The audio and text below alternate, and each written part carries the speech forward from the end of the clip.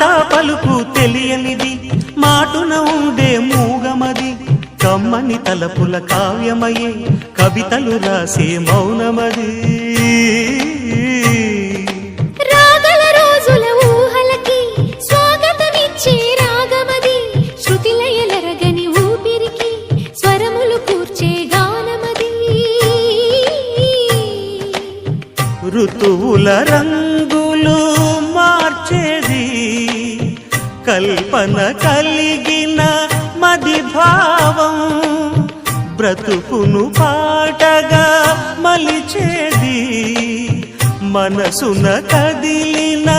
మృదునాదం కలవనిది